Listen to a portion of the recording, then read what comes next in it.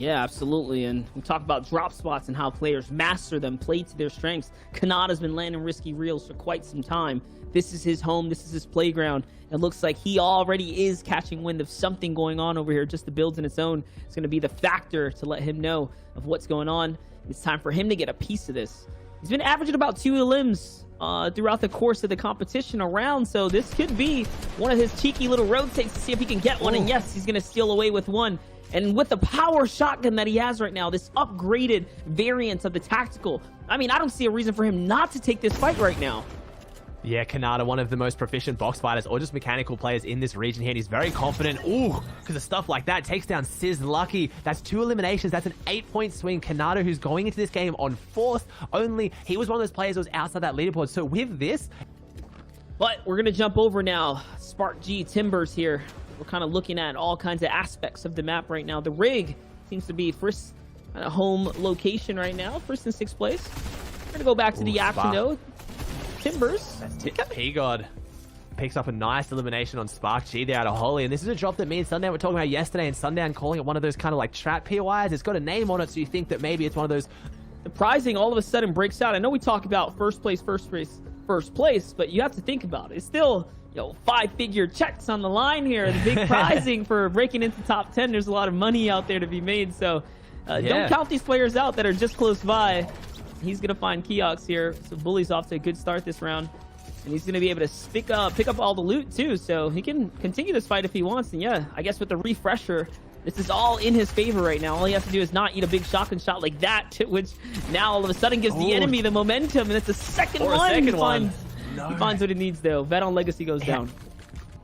And we're looking at players like Timbers, P-God, FaZe Bizzle, and all the others because they're all very much in contention for taking away this entire tournament. Even at 86 points here, you have to think about it. We just saw Liege bounce all the way back up with 1 victory royale. And he had less points than this, and all of a sudden he was in the top 5. So one big win, and top 5 is Timbers, P-God, right? All of a sudden, and he's in the conversation for being our next FNCS Invitational champ. We got a fight going down.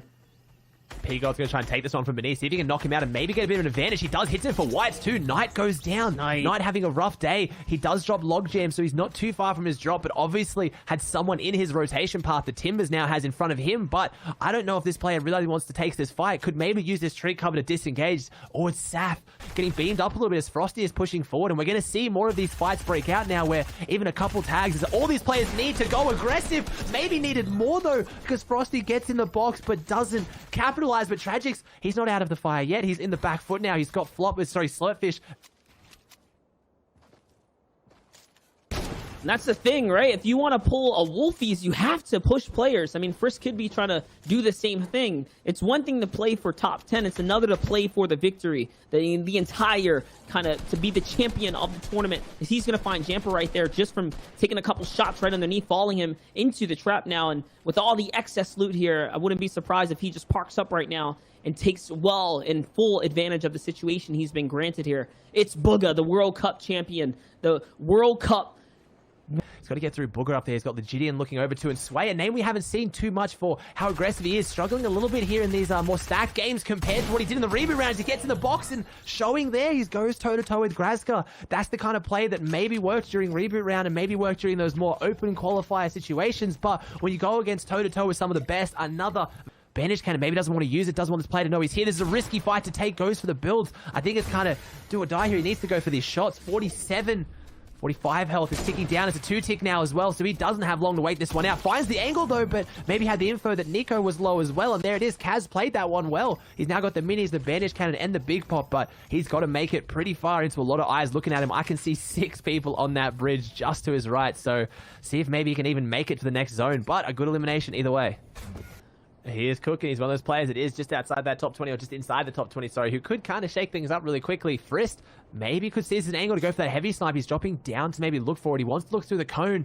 I think he should be going for this right now. This guy has no idea that he has an angle on him, and there it is. You saw how quickly he lined that up. Just real quick look up, snap, and the Gideon's game is done for. And Frist picks up another 4 points, making it 8 so far this game on eliminations alone.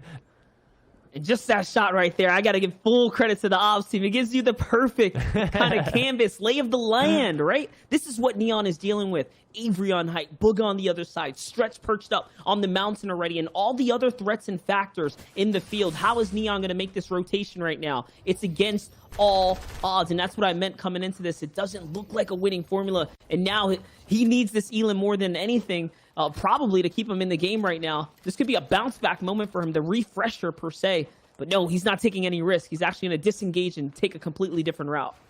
Yeah, it's a scary choice there. I actually kind of liked that player pushing on his wall. I thought that might be Neon's choice. The chance to get an easy limb, because like I could see this happening. He's got no minis. He's got no meds. I think that play that was close to him was actually his best chance to get back in. He needs a really good tack here. A single bullet of any weapon in the game will take him down. Here he's up against the wall, and he gets the elimination. He somehow pulls it out. Bank goes down. Neon, who is in third place.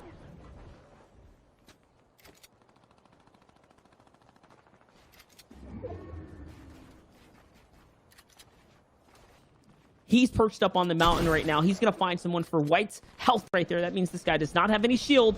And yes, of course, he's going to set up the proper angle. Comes in right through the side. And no, he gets met by Colazo with the big shotgun shot. Colazo with no HP manages to clutch up the shotgun. And we're seeing phenomenal use, phenomenal bailouts here. Aussie. Yeah, good pass. He gets to go nice and high there. He gets to go behind his walls. Only a 30 tag with that epic pump. Really not hitting a shot there. He's going to try and maybe make something happen. He's still got 30 builds left, but coming into endgame. And Frist picking up an elimination of the feed on Rogue Shark. Still in this one. Frist might be seeing the light here as he jumps back up. We see Assault trying to find his way through this one, gets the floor, but unfortunately the player was on a stair, but he's hunting for it. Needs that refresh. Player forgot that he was there, or just maybe didn't think that he'd rotate around the outside. Phases in. He just can't keep going, though. He's breaking these walls. He's pushing forward. He cannot find this player, but he's now getting pinned in the back from the third party. Drops down. Assault is just hunting this fight. Can he make it? He does. He finally finds his way in, as Unknown in the feed picks up 2 eliminations, so he might be jumping his way back up in here as well now. And that was Young Calc who gets drop kicked right there. And people forget about Assault and what he did during the Elite Cup. I mean, we talk about DreamHack Anaheim. We talk about World Cup as recent kind of solo things. But there was a community event, and Assault was very much in there. He put up big numbers during the Elite Cup. And, you know, just something to mention that Assault is on the brink. He's on the bubble. 27th coming into this game. These Elims now are all of a sudden putting him in the upswing to potentially throw him into top 10 to propel him into the conversation as one of the best solo players there is that exists in the Fortnite scene. Another launch pad's going to come out now, though. Lucky for him, he's going to bump his head, which allows him to get a shortcut. He needs this. If he finds it, that's the shield. And it's RBK Big Brain Arab who's going to fall there. Arab is having a whirlwind of a day, Aussie.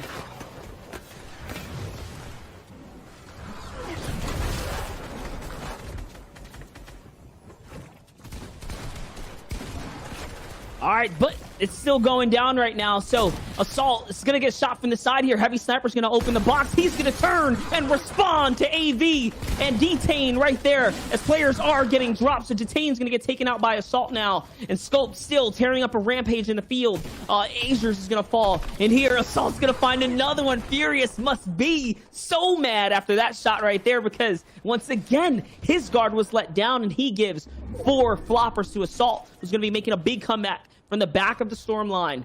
Now, with the bigger shot here, let's take a look at your entire map. You have Noel on height, Bully launch padding down here. We're going to jump in with ZAYT, who's finding himself. This is the home. This is his territory. This is where he plays best, to say the least. It's that in-game competition that we love to see from ZAYT. ZAYT is in the top 10, already doubling up his points from earlier, doubling up his placement here, Aussie. It's going down right now, and he has high ground. I think he's going to walk away with this one.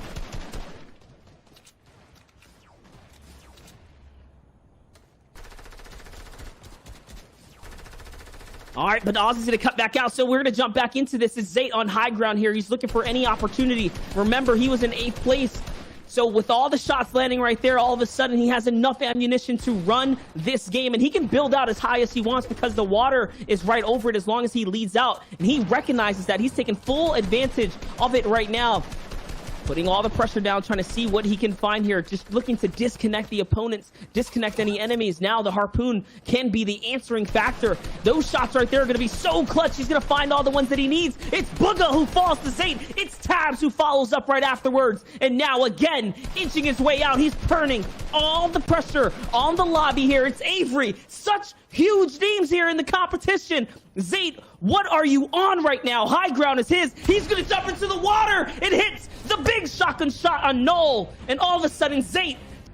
And I mean, right it's now, literally the best of the best, the leanest. There's no fats in this competition. It's so cut lean. ZAYT, 150 points at first place right now. 2 victory royales, putting him amongst, like, honestly, the elites. And this is what I meant coming into this. Players like ZAYT, they do this all the time when it comes down to high stakes competitions.